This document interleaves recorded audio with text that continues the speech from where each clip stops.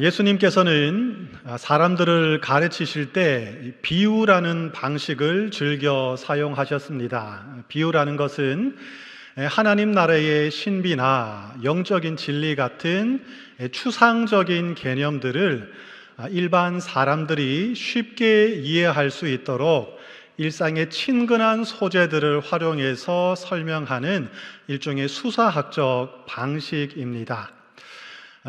당시에 팔레스타인에서 쉽게 찾아볼 수 있었던 농경 문화의 이야기들 또는 집안에 있던 물건들 또는 평범한 사람들에 이르기까지 비유로 사용되던 소재들은 아주 다양했습니다. 그런데 예수님께서 비유를 사용하신 데에는 두 가지 이중적인 의도가 들어 있었습니다. 비유는 한편으로는 진리를 드러내는 기능을 했습니다. 그런데 다른 한편으로 이 비유는 진리를 감추는 기능을 했습니다. 이게 무슨 말일까요? 하나님의 말씀을 간절히 사모하고 하나님 나라에 관심이 있는 사람들은 예수님의 비유를 들으면 아하 하고 쉽고 더 명확하게 이해를 할 수 있었습니다. 그러나 반대로 하나님의 말씀을 가볍게 여기고 하나님 나라에 관심이 없던 사람들은 예수님의 비유를 들으면 더 헷갈리고 이게 무슨 소린가 하고 수수께끼처럼 여겨졌습니다. 오늘 본문 13장 13절에 보시면 예수님께서 이렇게 말씀을 하셨습니다. 내가 그들에게 비유로 말하는 것은 그들이 보아도 보지 못하며 들어도 듣지 못하며 깨닫지 못함이니라. 이게 무슨 말씀일까요? 말씀이 들려도 듣지 못하는 사람들, 들을 준비가 돼 있지 않는 사람들, 마음이 닫혀 있고 교만한 사람들은 아무리 예수님께서 말씀을 하시고 설명해 주어도 듣지 않았고 들을 마음도 없었고 깨닫지 못했습니다. 그래서 예수님께서는 비유를 말씀하심으로써 그들이 자기 자신의 무지 속에 갇혀 있도록 내버려 두신 것입니다.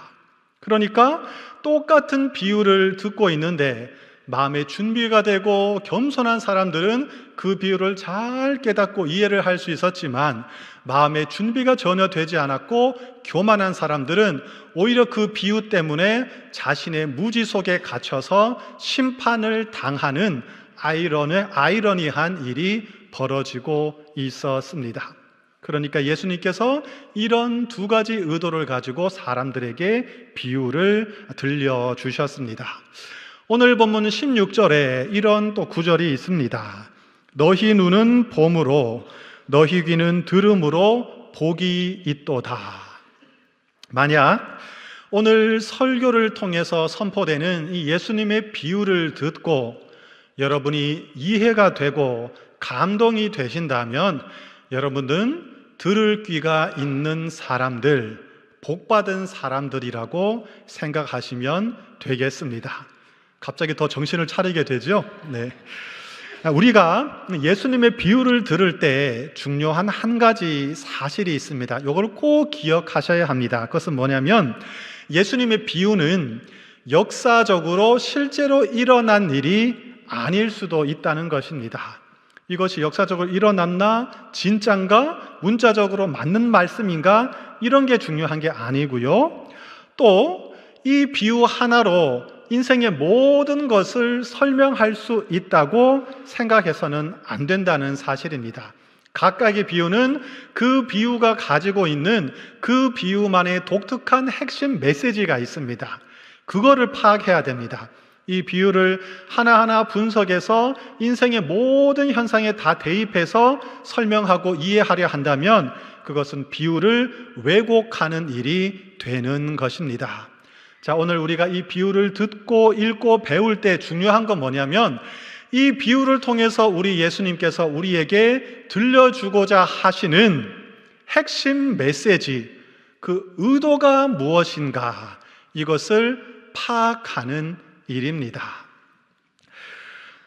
예전에 학창 시절에 배운 내용을 떠올려 보면 씨를 뿌리는 방식에는 크게 세 가지가 있다, 이렇게 제가 배웠던 기억이 있습니다. 그 세 가지는 바로 흩뿌리기, 전뿌리기, 줄뿌리기 방식입니다. 흩뿌리기 방식은 씨앗을 이렇게 짊어진 게 아니고 움켜쥐고 밭에다가 이렇게 쭉쭉 뿌리는 것이죠. 흩어 뿌리는 것입니다. 단기간에, 빠른 시간에 넓은 지역에 뿌릴 수 있다는 장점이 있습니다. 전뿌리기는 일정한 간격으로 땅에 구멍을 내고 그 구멍에다가 하나 또는 두세 알의 씨앗을 따로따로 심는 방식입니다. 옥수수나 호박 같은 큰 농작물을 심는 데 적합한 방식입니다. 그런가 하면 줄뿌리기 방식은 호미 같은 농기구로 밭을 쭉 긁습니다. 흠을 내고 줄을 꺼서 그 줄대로 씨앗을 뿌리는 방식입니다. 효과적으로 농작물을 관리할 수 있다는 장점이 있습니다. 고대 팔레스타인 지역에서는 흩어 뿌리는 방식, 흩뿌리기가 일반적으로 사용이 됐습니다. 당시에는 밭을 일구기 전에, 우리는 보통 밭을 일군 다음에 이제 씨앗을 뿌리는데, 그 당시 팔레스타인 지역에서는 밭을 일구기 전에 씨앗을 먼저 뿌리는 풍습이 있었습니다. 그러다 보니까 그 밭에는 돌들도 들어 있었을 것이고 가시덤불이나 잡초도 섞여 있었을 것입니다. 어쨌든 농부가 밭에 나가서 한쪽에는 씨앗이 담긴 자루를 쥐고 한 손으로 씨앗을 꺼내서 한 움큼 짊어지고 밭에다가 골고루 이렇게 씨앗을 뿌렸습니다. 농부의 손을 떠난 씨앗들은 밭으로 떨어져서 각기 나름대로 자리를 잡게 되었습니다. 그런데 그 씨앗 중에 일부는 길가에 떨어졌습니다. 여기서 길가란 밭이랑 사이에 나 있는 좁은 통로를 의미하는 단어이지요. 우리가 농사를 지어보면 울룩이 뭐라 그러죠? 울퉁? 뾰족? 하여튼 튀어나온 부분은 밭이랑이라 그러고 밑으로 파인 부분은 밭고랑이라 그러지 않습니까? 일반적으로 이 밭고랑을 의미하는 단어라고 하시면 되겠습니다. 이 밭고랑, 이 길가는 농부들의 발에 자주 짓밟혔겠죠. 그러다 보니까 땅이 딱딱하게 굳어 있었습니다. 씨앗이 이곳에 떨어지면 씨앗은 그 딱딱한 표면 때문에 뿌리를 내릴 수가 없었습니다. 땅에 그대로 방치되어 있다가 새들이 와서 즉시로 그 씨앗을 먹어버렸다, 이렇게 성경에 기록이 되어 있습니다. 또 일부는 흙이 얕은 돌밭에 떨어졌습니다. 돌밭이 있었는데 그 돌밭 위에 흙이 아주 얕게 쌓여 있었고 거기에 떨어진 씨앗들은 그래도 그 얕은 씨앗에 정착하고자 노력을 했습니다. 그런데 그 흙이 너무나 얕았기 때문에 뿌리가 깊게 내릴 수가 없었고 수분을 제대로 섭취할 수 없었습니다. 뜨거운 태양이 내리쬐자 안타깝게도 이 씨앗들은 뿌리가 제대로 내리지 못해서 말라 죽고 말았습니다. 또 일부는 가시떨기 속에 떨어졌습니다. 이곳에 떨어진 씨앗들은 그래도 그 틈을 비집고 들어가서 땅에 뿌리를 내리고 한동안은 자라갔습니다. 그런데 이 가시덤불이, 잡초들이 태양을 가려버리고 영양분을 뺏어가자 이 씨앗들은 더 이상 자랄 수가 없었습니다. 시들시들 병약해지다가 안타깝게도 결국 이 씨앗들도 말라 죽고 말았습니다. 그 중에 일부는 좋은 땅에 떨어졌습니다. 옥토에 자리 잡은 씨앗들은 견실하게 뿌리를 내리고 건강하게 무럭무럭 자랐습니다. 그리고 마침내 때가 되어서 100배, 60배, 30배의 열매를 맺게 되었습니다.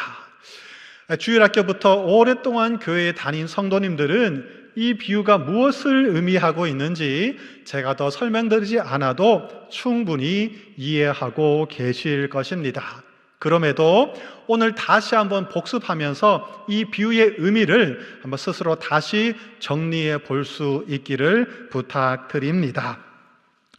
19절에 보니까 이 씨앗은 천국 말씀이다. 이렇게 예수님께서 풀어서 설명을 해 주셨습니다.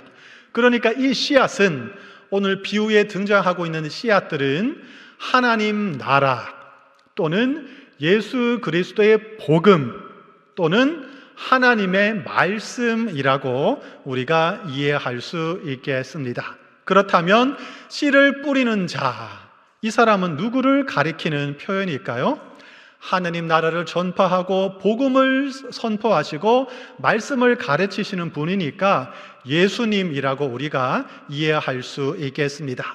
예수님께서 부지런히 하나님의 말씀을 선포하셨습니다. 그 말씀이 4가지 다른 종류의 밭에 떨어졌다. 이것이 오늘 비유의 이야기입니다. 물론 더 많은 종류의 밭들이 있겠지만 그 중에 대표적으로 생각해 보면 이런 4종류의 밭이 있겠다. 우리가 이렇게 추측을 할 수 있습니다. 먼저 길가에 씨앗이 떨어졌다는 것은 하나님의 말씀이 이 사람들의 내면 속으로, 마음 안으로 스며들지 못하고 있다는 상황을 가르쳐주는 말씀입니다. 사람들이 귀를 닫고 있습니다. 지금 말씀이 선포는 되고 있는데 그냥 웅웅웅 하는 소음으로밖에 들리지 않습니다. 이 귀로 뚫고 들어가지 못하는 것이죠. 설령 이 말씀이 귀로 들어갔다 할지라도 머리를 통해서 마음으로, 내면으로 스며들어가야 하는데 그렇게 되지 못하는 안타까운 상황입니다. 마음이 딱딱하게, 단단하게 굳어 있기 때문입니다. 왜 사람들의 마음이 딱딱하게 굳어 있을까? 한번 생각을 해 봤습니다. 여러 가지 이유가 있겠지요. 사람들에게 시달리고 힘든 세상에서 악착같이 살아가다 보니까 나도 모르게 마음밭이 거칠어져 있고 딱딱하게 굳어 있는 사람들이 있습니다. 살아남기 위해서, 성공하기 위해서, 남에게 뒤처지지 않게 해서 경쟁사회에서 열심히 살다 보니까 나도 모르게 안타깝게 마음밭이 딱딱하게 굳어 있는 것입니다. 또 어떤 분은 상처나 트라우마 때문에 내 마음이 더 이상 다치기 싫어서 마음을 꽁꽁 이렇게 닫아두고 있습니다. 또 어떤 사람들은 변화를 두려워합니다. 또 자존심이 너무나 강해서 내가 틀렸다는 사실을 인정하기 힘들어합니다. 내가 틀렸다는 것이 들통나면 어떡하지?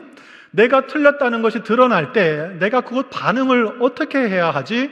두려운 것이죠. 그래서 방어 기제가 작동을 해서 처음부터 마음을 꽉 닫아버리고 듣지 않는 것입니다. 그런가 하면 극심한 스트레스 때문에 너무나 삶이 분주하고 피로감에 지쳐서 하나님의 말씀을 마음 깊이 받아들일 수 있는 여유가 없는 분들도 있을 것입니다. 아마 지금 이 시간에도 하나님의 말씀이 씨앗으로 여러분 밭에 뿌려지고 있는데 아마 이런저런 이유 때문에 말씀이 전혀 들어오지 않고 튕겨 나가고 있는 분들이 있을지도 모르겠습니다.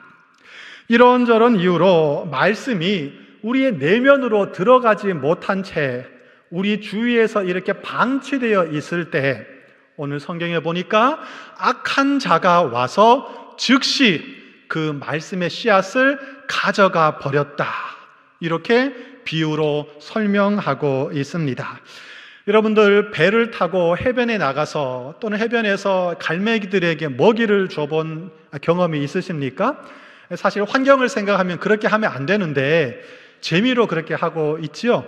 제가 한 두세 번 정도 해본 적이 있습니다. 많이는 안 했고요. 네. 이 과자를 들고 있다가 탁 떨어뜨리니까 주위에 날아다니는 갈매기가 어디서 왔는지 즉시 와서 그 먹이를 낚아채서 가버리더라고요. 우리 눈에 보이지 않지만 지금 사탄, 마귀도, 악한 자들도 우리 주위에 맴돌고 있습니다. 하나님의 말씀이 떨어질 때 그것이 우리 귀로 들어와서 마음에 들어가지 못하는 것을 보고 우리 주위에 방치되어 있는 모습을 보고 즉시 날아와서 그 말씀의 씨앗을 가지고 가버리는 것입니다. 그러면 그 말씀의 씨앗은 우리 마음밭에 들어와 보지도 못하고 안타깝게 사라지고 마는 것입니다. 둘째, 돌밭에 부러졌다는 것은 기쁜 마음으로 말씀을 받지만 즉시로 금방 낙심을 하는 사람들이 있다는 말씀입니다. 뿌리가 깊지 못하고 기본기가 갖춰져 있지 않기 때문입니다. 처음에는 이 말씀을 들으면서 감동을 받습니다. 아, 그렇구나. 맞다. 맞아. 아, 오늘 목사님 잘하네. 이러면서 열심히 준비했네. 이러면서 마음의 은혜를 받습니다. 아멘. 화답하고 감동이 넘쳐나고 흥분을 할 때도 있습니다. 나름 큰 포부를 가지고 열심히 신앙생활을 시작했습니다. 그런데 이 신앙생활이라는 것이 내가 처음에 기대했던 것과 다르게 돌아가는 모습을 발견합니다. 예수 믿고 열심히 교회 다니면 모든 문제가 해결되고 즉시로 복을 받고 건강이 회복될 줄 알았는데 그렇지 않은 것이죠. 그래서 낙심을 하고 신앙을 포기해 버립니다. 가끔씩 교회 처음 나오신 분들과 이야기를 하다 보면 이런 이야기를 하는 분들을 만날 때가 있습니다. 목사님, 교회 나간 이후부터 자꾸 두통이 생겼습니다. 머리가 아픕니다. 교회 예배 드리고 났더니 자꾸 배가 아픕니다. 교회 나간 이후에 교통사고가 났습니다. 아무래도 종교를 바꿔서 그런 것 같습니다. 잠시 동안 교회를 좀 떠나 있겠습니다. 예전 종교로 다시 돌아가겠습니다. 참 뭐라고 설명을 해줘야 되는데 참 안타깝죠. 그런데 교회에 오래 다니신 분들 중에도 이런 생각을 하는 분들이 의외로 많이 있습니다. 내가 기도하고 예배 열심히 드리고 헌금하고 교회 봉사 열심히 하면 모든 문제가 다 사라지고 복 받겠구나. 은근히 이런 기대를 하는 분들이 있습니다. 여러분, 예수님을 믿는다고 해서 모든 문제가 그냥 한 방에 사라진다 그러면 이 세상에 예수 믿지 않는 사람들이 누가 있겠습니까? 기도만 좀 하고 헌금 좀 하고 예배만 드리면 모든 문제가 평탄하게 다 해결돼 버린다 그러면 우리 교회는 지금 발 디딜 곳 없이 부흥하고 있을 것입니다. 예수님을 믿어도 여전히 삶에는 어려움이 찾아올 수 있습니다. 그게 당연히 인생의 진리, 현실인 것이죠. 오히려 예수님을 믿기 때문에 진리를 따르기 때문에 우리가 감당해야 하는 고난이 있습니다. 예수를 믿으면 고난이 사라지는 것이 아니고 고난을 극복할 수 있는 힘을 얻게 되는 것입니다. 여러분, 신앙이 무엇일까요? 신앙생활이란 저는 이렇게 생각합니다. 신앙이란 예수님을 믿는 것은 모든 문제, 고난이 사라지는 것이 아니고 고난을 안고 품고 갈 수 있는 힘을 얻는다는 사실입니다. 신앙을 가지면 예수님을 믿으면 예전에는 그 고난 때문에 내가 지치고 쓰러지고 삶을 포기했는데 이제는 그것이 아니라 고난을 내가 안고 품고 고난과 함께 넉넉하게 감당하며 살아갈 수 있는 사람이 되는 것입니다. 환난이나 핍박을 두려워한다면, 환난과 핍박 앞에서 주저앉는다면 우리의 신앙은 결코 진보할 수 없습니다. 환난과 핍박 때문에 낙심하고 절망한다면 우리는 단 한 발짝도 앞으로 나아갈 수 없을 것입니다. 조금만 더 인내를 하고 버티다 보면 신앙의 다음 단계로 나아갈 수가 있습니다. 이것을 꼭 기억하시기를 부탁드립니다. 셋째, 이 씨앗이 가시떨기에 떨어졌다는 것은 말씀을 듣고 이 마음속에 말씀을 품고 모시고 살아가고 있는 사람입니다. 그러나 여러 가지 이유로 인해서 말씀이 제대로 자라가지 못하고 있는 상황을 가리키는 말씀입니다. 돌밭에 떨어진 씨앗보다는 상황이 그래도 낫습니다. 그러나 길게 보면 결국은 그것과 별 차이가 없습니다. 가시떨기나 잡초는 생명력이 너무나 강해서 조금만 방치해도 무성하게 자라납니다. 제때 뽑지 않고 관리하지 않으면 밭을 완전히 덮어버리죠. 그런 곳에서는 씨앗이 건강하게 자랄 수가 없습니다. 우리의 내면도 마찬가지입니다. 제대로 관리하지 않고 그냥 방치해 두면 우리 마음속에 세상 염려, 돈에 대한 걱정, 여러 가지 유혹들이 몰려와서 우리 마음을 가득 채워버릴 것입니다. 그렇게 되면 하나님의 말씀이 들어와 있기는 한데, 자라고 있기는 한데 더 이상 우리 마음속에서 풍성하게 열매 맺을 공간이 없어지는 것입니다. 교회 안에는 이 세 번째 경우에 해당하는 성도님들이 상당히 많이 있는 것 같습니다. 아마 이 자리에도 이 세 번째 경우에 해당되는 분들이 많을 것입니다. 믿음의 씨앗이 그들의 마음밭에 뿌려져서 싹을 틔웠습니다. 자라나고 있습니다. 은혜의 단비도 여러 차례 경험을 했습니다. 믿음도 있고 감동도 있고 지혜도 있고 열심도 있습니다. 그럼에도 불구하고 그들의 마음밭에는 여전히 세상의 염려라는 가시덤불, 그리고 재물의 유혹이라는 엉겅퀴가 함께 자라가고 있습니다. 한쪽에는 말씀이 자라가고 있고 한쪽에는 가시덤불과 엉겅퀴와 잡초가 자라가고 있습니다. 이것들이 이 믿음의 새싹을, 말씀의 새싹을 계속해서 짓누르고 억누르고 있는 상황입니다. 매일의 생계와 내일에 대한 불안감, 더 많은 것을 가지고 싶은 욕심이라는 이러한 덩굴들이 믿음의 줄기를 칭칭 감고 있습니다. 이 믿음의 새싹이 줄기를 키우고 계속해서 하늘로 멋지게 뻗어 나가야 되는데 그렇게 하지 못하도록 계속해서 그 줄기를 감아서 땅으로 계속해서 끄집어 당기고 있습니다. 한 손은 십자가를 붙잡고 있고 한 손으로는 세상을 꼭 붙잡고 있습니다. 어떻게 보면 굉장히 지혜로운 사람들입니다.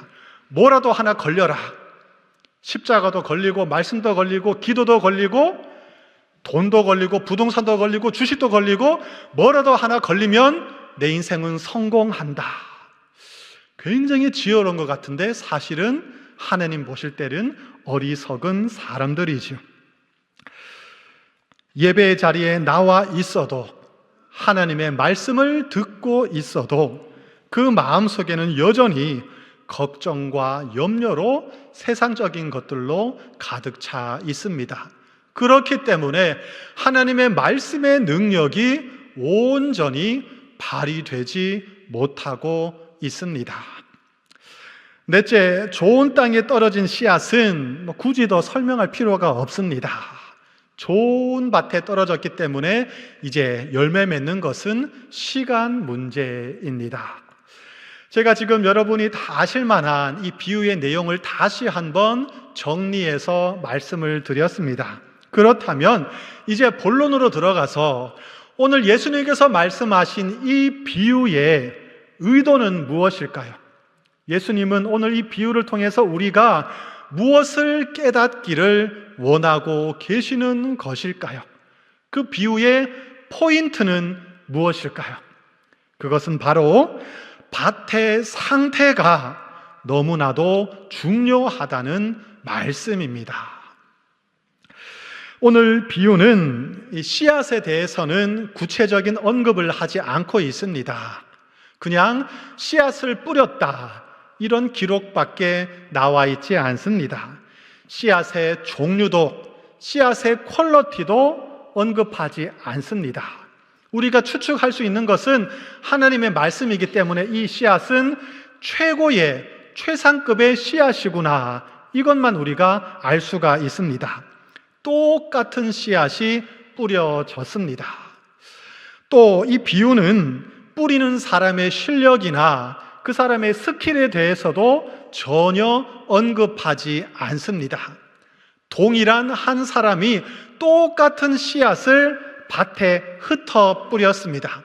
그런데 신기하게도 결과가 완전히 달라졌습니다. 수확량에 큰 차이가 생겼습니다. 왜 그렇습니까? 밭이 다르기 때문입니다. 밭의 종류가 다르기 때문에 결과가 달라졌다. 이것을 오늘 본문이 가르치고 있습니다. 아까 2부 예배 마치고 밖에서 인사하시는데 어떤 성도님 한 분이 가시면서 이제 은혜 받았다고 말씀하시면서 씨앗도 중요하지요? 이렇게 하고 가셨습니다. 예, 물론 그 말도 맞지만 오늘 본문의 의도가 뭐냐면 그게 아니고 밭이 중요하다는 겁니다. 지금 예수님은 이 비유를 통해서 사람들의 밭이 중요하다, 이것을 포인트로 설명하고 계시는 것입니다. 물론 수확에 영향을 미치는 것은 다양한 원인들이 있겠죠. 씨앗도 중요하고 햇빛도 중요하고 뭐 여러 가지가 있겠지만 오늘 비유의 핵심 메시지는 밭의 종류, 밭의 상태가 너무나도 중요하다. 절대로 이것을 잊지 말아라, 이런 말씀이지요. 좀 이따가 또 나가실 때 목사님 씨앗도 중요하죠? 이러시면 괜찮습니다. 네. 자, 우리 모두는 하나님의 복음을, 예수 그리스도 복음을 우리 마음밭에 받은 사람들입니다. 하나님의 말씀의 씨앗이 우리 마음밭에 심겼습니다. 지금 이 시간에도 하나님의 말씀의 씨앗이 여러분 마음밭에 계속해서 뿌려지고 있습니다. 눈에 보이지 않지만 계속해서 우리 마음밭에 뿌려지고 있습니다. 그런데 우리의 마음밭이 어떤가에 따라서 결과가 상당히 차이가 나는 것입니다. 세계 여러 지역에서 지금도 전쟁이 벌어지고 있습니다. 그런데 여러분의 마음밭도 어떤 면에서 보면은 치열한 전쟁터라고 할 수가 있겠습니다. 하나님의 세력과 악한 자의 세력이 여러분의 마음밭을 사이에 두고 치열하게 영적인 전투를 지금 벌이고 있습니다. 하나님께서는 여러분의 마음밭에 굉장한 관심을 갖고 계십니다.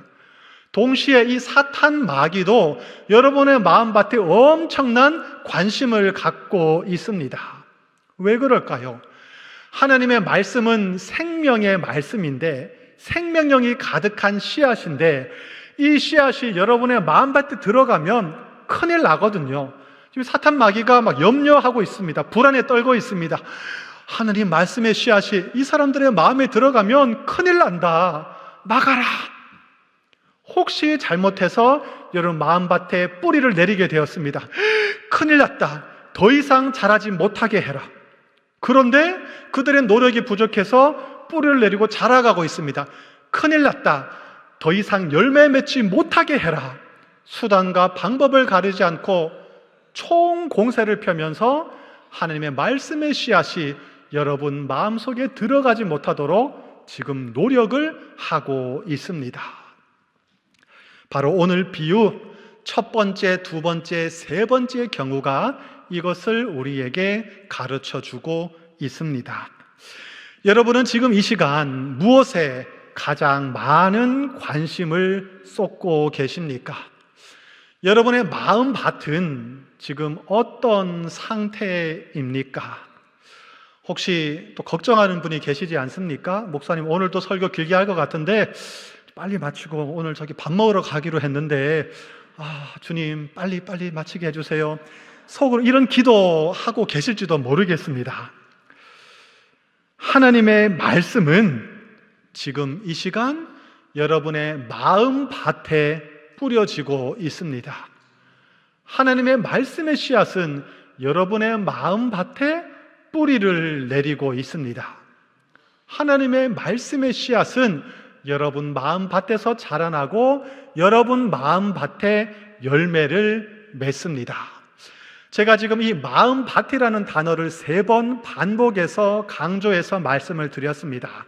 무슨 말이냐면 하나님의 말씀의 씨앗은 저 인천 앞바다에 뿌려지는 것이 아니고 월미산에 뿌려지는 것이 아니고 혹시라도 여러분의 지금 마음이 가 있는 저 식당에 가 있는 것이 아니고 부동산에 뿌려지는 것이 아니고 여러분의 마음 밭에 뿌려지고 있다는 사실입니다. 지금 하나님의 관심은 온통 여러분의 마음 밭에 가 있습니다. 그런데 아이러니하게도 우리의 관심은 우리의 마음 밭이 아니라 딴 데로 향하고 있습니다. 이 설교자들은 항상 큰 부담감을 가지고 살고 있습니다. 일주일 동안 분주한 삶의 자리에서 열심히 힘겹게 살아가시다가 우리 성도님들이 일주일 하루를 시간 내서 교회에 찾아오고 있습니다. 1시간 남짓한 이 짧은 시간 동안, 더 줄이면 30분 남짓한 이 설교 시간 동안 나름대로 최선을 다해서 하나님의 말씀을 듣기 위해서 여기에 나와 있습니다. 여러분, 이 말씀을 전하는 것도 어려운 일이지만 말씀을 듣는 거 굉장히 어렵습니다. 30분 동안 딴 데 보면 안 되거든요. 보면 목사님이 다 보고 있거든요. 하품도 제대로 못하지, 마음대로 졸지도 못하지, 앞에 앉은 분들은 이제 한번 들어오면 나가지도 못합니다. 굉장히 어려운 시간이죠. 이 힘든 시간을 좀 지루하지 않게 하나님의 말씀의 핵심을, 포인트를 짚어서 잘 설명해 드려야 되는데 이거 어떡하나 항상 부담감을 가지고 책임감을 가지고 강단에 서고 있습니다. 말씀이 들려야 하기 때문에, 말씀이 그 마음밭에 들어가면 살아나는 역사가 일어나기 때문에 엄청난 책임감과 부담감을 가지고 나름대로 열심히 노력하고 있습니다. 잘하는 것은 둘째치고 일단 열심히는 하고 있지요. 제가 우리 교회 부임하기 전에 예전 다니던 교회에서 이제 정들었던 성도님들과 인사하며 식사하며 시간을 보낸 적이 있습니다. 하루는 어떤 권사님이 저에게 식사를 대접하시면서 카드를 하나 적어주셨습니다. 집에 와서 그 카드를 읽어봤는데 아주 짧은 내용이 들어있었는데 강렬한 내용을 담고 있었습니다. 이런 내용이었습니다. 목사님, 이제 매주일마다 설교하실 텐데 설교 말씀 잘 전해주십시오. 포인트를 짚어서 쉽게 감동적으로 설교해 주십시오. 누구누구 올림. 그렇구나. 제가 충격을 받았습니다. 성도들의 마음은 그런 것이구나. 제가 자주 말하는 내용이 있죠. 포인트가 무엇인가? 항상 제 마음에 담아두고 있습니다. 포인트를 정확하게 짚어서, 그러나 쉽게, 그러나 감동적으로. 말은 쉬운데 이게 쉽지가 않습니다. 자, 어쨌든 핵심이 뭐냐? 하나님의 말씀이 여러분의 마음속에 들어가야 하는데, 이거 어떻게 해야 하나? 참 부담이 되는 것이 솔직한 심정입니다. 그런데 오늘 이 말씀을, 비유를 읽어보니까 적어도 오늘 이 비유에 따르면 말씀을 듣는 사람, 말씀을 받는 사람의 책임도 무시할 수 없다는 것을 우리가 다시 한번 깨닫게 되는 것입니다. 얼마나 위로가 되는지요. 똑같은 말씀이 뿌려지고 있는데 어떤 사람은 은혜를 막 받고 있습니다. 그런데 이상하게도 어떤 사람은 전혀 들리지가 않습니다. 참 이상하죠. 성령께서 역사해 주셔서 여러분의 마음밭을 좋은 땅으로 바꿔주시기를 간절히 축복합니다. 우리 교회에 출석하시는 성도님들 단 한 사람도 빠짐없이 옥터가 되어서 풍성한 열매 맺는 복된 인생이 되시기를 축복합니다. 설교 끝날 줄 아셨죠? 네, 이제 시작입니다. 네. 자, 그런데 여러분, 오늘 이 비유를 잘 읽어보면 또 다른 포인트를 우리가 발견할 수 있습니다. 오늘 설교 제목이 무엇입니까? 씨 뿌리는 자의 비유입니다. 지금까지 제가 말씀드렸던 것처럼 좋은 땅의 비유가 아니고 오늘 저는 씨 뿌리는 자의 비유라는 제목을 달았습니다.